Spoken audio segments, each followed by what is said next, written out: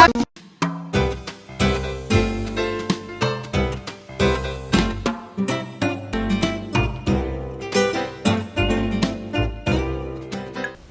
everyone, this is your host Damaris Ramos for Latina Role Models, and tonight we have Iara Rodriguez. Iara Rodriguez. Welcome. Before we begin, I want to say thank you for Uriel for doing my hair, but tonight it's about you, and you have been here before. I have. Hi there, if anyone remembers me. But before we go there, I wanted to say about the first time we met each other. Go ahead. What happened that day? No, you tell them. You love telling it. I met an elf, and I'm like, this is an elf. Look at her. And she's like, don't you remember me? No, I don't. So she says I have a sister somewhere around there. Maybe from another mister, who knows. But yeah, she has a twin. She doesn't believe me. You know, she might have been not remembering what she was doing the day before. But yeah, I met her. It looked like her. You were a cute elf. Thank you. You too. So today's about you. So let me get to know you. Well, I am Iara del Mar Rodriguez Rodriguez. I was born in Puerto Rico. My father is Cuban. My mother is Puerto Rican. So my entire Cuban family, of course, lives in Miami. And my family from my mother's side lives in Puerto Rico. I lived in England until I was like 8 years old because my father was studying in York University. And so it was a very weird life going back to Puerto Rico, speaking English of England. You know, I was all the time, the people told me that I didn't know how to speak English because I said water and mama and stuff like that. And so I went back to Puerto Rico. I finished school there. I studied in New York for about a semester. And when I started college, and then I finished in Puerto Rico, where I graduated from a bachelor's degree in arts, and then I went to law school, graduated from law school. Puerto Rico too? In Puerto Rico, the University of Puerto Rico, Gallitos. And after that, I worked as a public defender for about 7 years. And after 7 years, I opened my own practice. And after I spent like about 12 years in my legal career, I became a mother again in Puerto Rico. And after a couple of years, I decided to come here with my son and then husband. It's a longer story.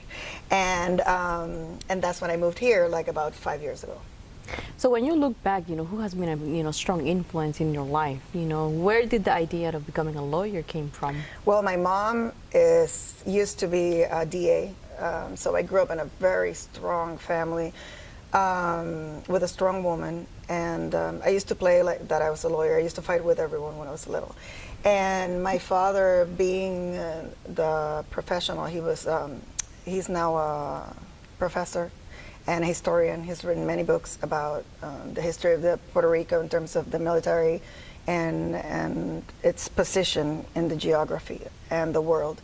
And so everyone in my family had to go to college and had to study something. So it wasn't, I didn't even know people actually didn't go to college until after. I think I was even, always there, almost there and finished. And so I didn't want to do exactly what my mom did. So it took me a while to decipher if I wanted to study law or not. But, once I did become a lawyer, I went a little different, and I started being a public defender, which is defending people accused of crimes, but with the goal of eventually maybe being a DA myself and a judge. I actually was considered for a judgeship before I came here, but like Puerto Rico, everything is politics. So the parties changed, and I don't know. I went through the whole process. It was very interesting, but as things will happen, I moved here. And how long have you been here? I've been here for 5 years. And you have a very diverse culture. Yes. Puerto Rican, Cuban. We share some things in common, but then you were in England for some time, for some important years. Yeah. From 1 to 5, there's the formative years. So when you look back, and as you said, you had an accent, an English accent that I don't hear anymore. No. So how do you which culture you identify the most? I'm Cubano Rican. Some friends of mine get they don't like that I say that because, oh no, you're Boricua. Yes, I am Boricua. It's totally Boricua. But we're different kinds of Boricuas because we picadillo, we open pomos, and stuff like that. And it's not the same. I grew up with a very heavy influence of my grandparents. They're, being I've practiced immigration law, and a lot of Puerto Ricans don't really feel like immigrants, even though they, cross an ocean because they're American citizens. But having grown with my grandfather and my grandma, From Cuba? yes, my grandfather went from Spain to Cuba. He was from Galicia, and he was sent to Cuba because they wanted him to not be in the Hispanic war, in the Hispanic American War, whatever, in the war in Spain. I'm sorry. And so it was very, very weird when then they had to send my father out of Cuba because they didn't want him to get involved in the revolution. And so my whole history of my family is my grandfather going to Cuba, meeting my grandmother who was 20 years younger than him, and marrying La Cubana, and then ending up in Puerto Rico, where El Cubano married the Puerto Rican, my Puerto Rican mom. And then my grandparents came here to Miami for a while, but my grandparents didn't know how to speak any English, and they ended up having to go to Puerto Rico because of the language. And that's where they Language stayed. sometimes becomes a barrier.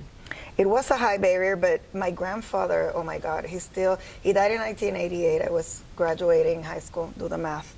And he used to, I think my grandparents are one of my pillars, because he used to sit down with a dictionary, and he was learning English by himself with a dictionary. He would write in a little notebook 10 words, and then he would pronunciate them with the little syllable things that nobody knows what they're for now. And I would see him every single day of his life learning new things. And he had been the president of Small Business Administration in Havana, of the Small Business Administration, and they went from being really comfortable to losing absolutely everything and having to start all over again. And so he became a shoe salesman, and he would go with me through the whole island with a maleta de zapato, with a box full of samples of Spanish shoes with a little hole in them, because there were samples. And we would go to every single store in the middle of the island, everywhere. And he would bring his samples, and me, of course, I think I was a prop. And and he would sell to Chiquitín and other stores.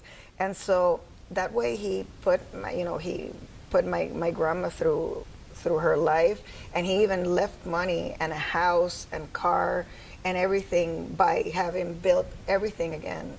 And so that's where my family comes from. That's what I've seen. So I've seen a very strong woman becoming a DA in a moment when there was almost no women being DAs in Puerto Rico, having gone to law school with a scholarship because she did not come from a rich family, and then having had my father's family come from having given everything up and to just save their family. And so that's mostly what I brought with me here when I came. So I see myself as a Puerto Rican and as a Boricua, but a different type, because not everyone in Puerto Rico has the same, that same background. And the Cubans, they're not citizens. So the mentality is completely different from Puerto Ricans. When a Puerto Rican come here, when a Cuban come here, the mentality is different, the background is different, the history is different. So that's what you're saying basically, and you are That's able one to of have the things, the yes. best of both worlds, and mentalities. Yes, especially because not until now and the hurricane have Puerto Ricans ever suffered such a great loss at a time of moving. So, especially the people that left during my father's years and my grandfather's years, they're very different from the Cubans that are getting to be here now. Any Cuban would tell you that.